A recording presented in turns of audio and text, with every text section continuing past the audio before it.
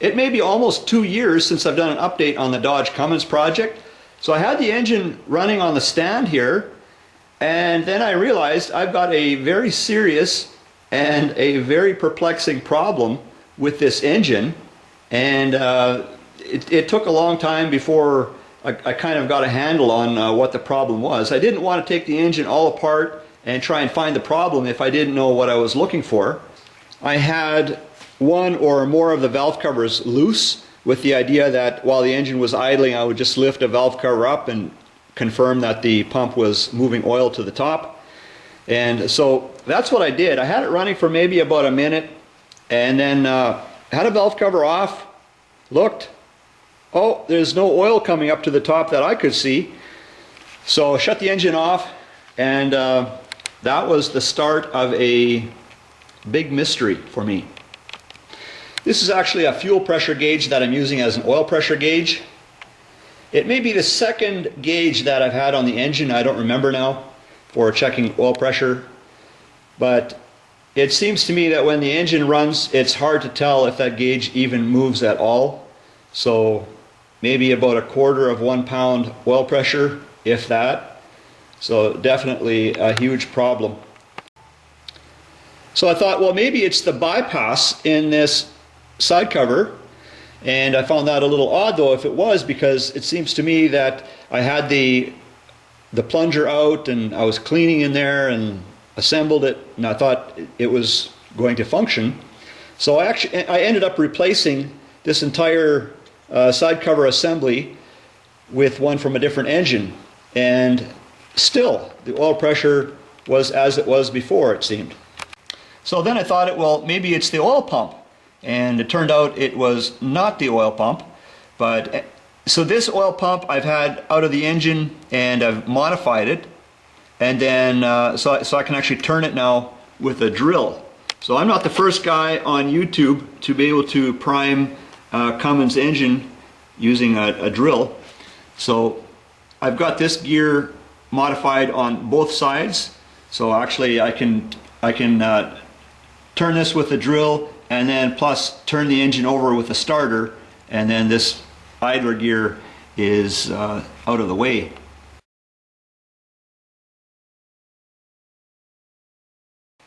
So I went on YouTube and I searched for a video again where someone primes the oil system with a drill, and I found one, and he had a gauge on it.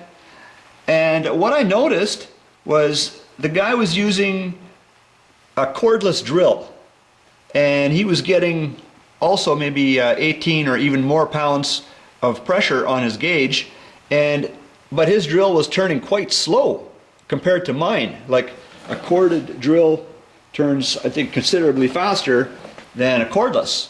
So he had his cordless drill, and it looked like it was turning fairly slow, and he was already getting pressure. And then I realized, okay, how come I have to turn mine so fast to try and get some oil pressure? So I thought, well, maybe if I had the oil pan off, and instead of an oil pressure gauge, if I would blow compressed air into the oiling system and then listen underneath for where the leak is happening. So I think what I did is I had the oil filter off and drained oil out of it, put the filter back on.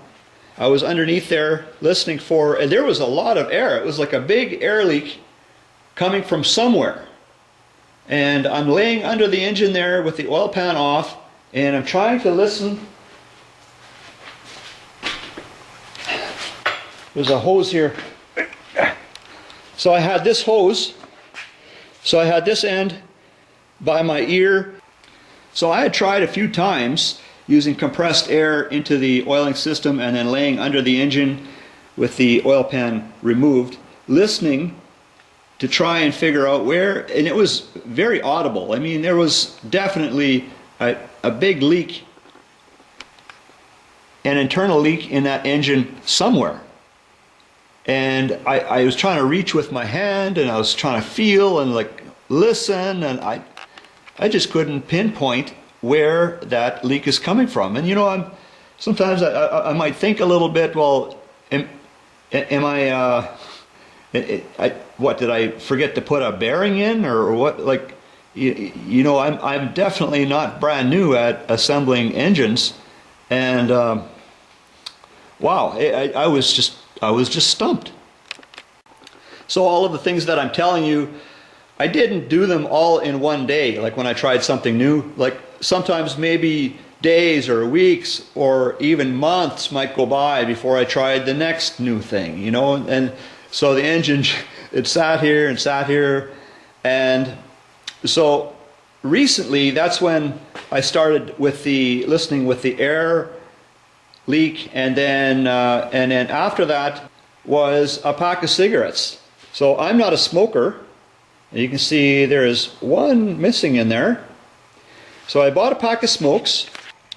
So then the plan changed to, rather than having a compressed air line attached, instead I attached a rubber hose and hung it down in that area somewhere, and then lay under there with my creeper under the engine, and then blow smoke into the oiling system, and with a light shining underneath there, and then look to see, well, where is that smoke coming from? Maybe I can get a visual on where the leak is. And wouldn't you know it, way up high by the camshaft, I saw some smoke. Ooh, I saw some smoke. So then I think I hooked up the airline again, if I remember right, and then I got the air going, and I tried to reach way up by the camshaft, and now, I could actually even feel a little bit of air, like in that area. And then, so that was a big clue right there. So the camshaft that's in that engine may not be the original one, and this may be the one.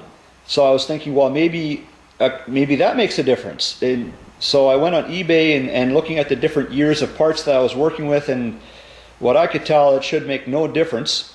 I was thinking, well, maybe if one has a special groove cut into a journal and maybe the other one doesn't, but I don't think that was the case at all. So I ended up putting the oil pan back in place without silicone and just with 4 bolts holding it up there, and added oil so that I could get a visual from up top. And I'm going to show you what it looked like. So I'm using a small camera to look down beside the push rod, down the bore for that push rod, and I have an additional light shining down there as well. And then I turn the oil pump.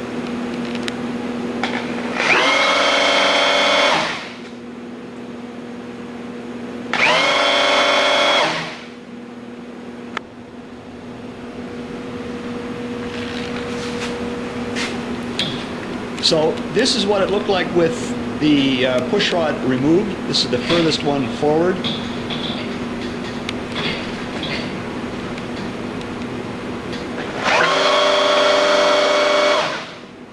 And look at all that oil coming out of there.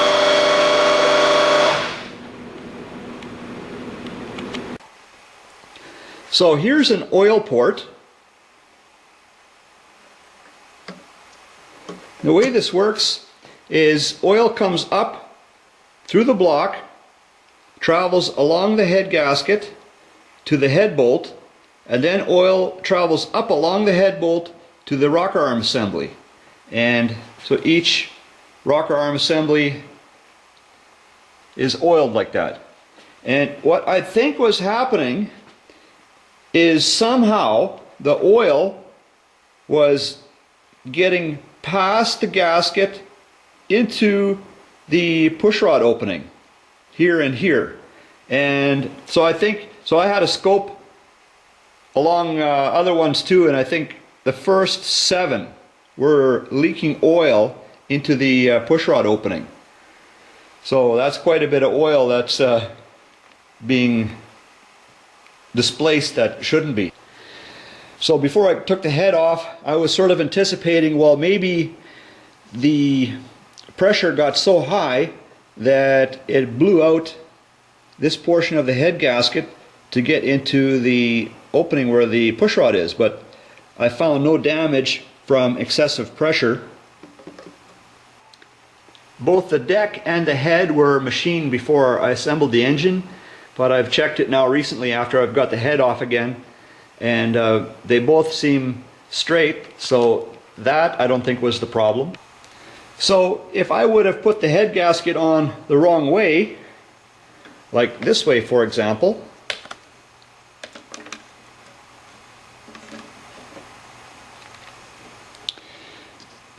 then these dowel openings wouldn't fit, plus I wouldn't be able to get the head bolt on these end ones here, and then even this head bolt wouldn't go down in there. I don't think it was the way I torqued the head down. I was pretty careful with that. I used a shop manual as a guide for torquing the head.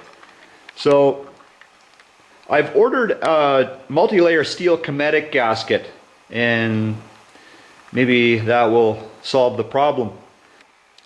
So I was concerned that maybe the engine ran too long with not enough oil pressure. So I took number 6 connecting rod cap off, that's the one furthest away from the oil pump, and inspected that cap bearing, and I did not see any damage at all from oil starvation. So I put that back together. So anyways guys, thanks for checking out another video.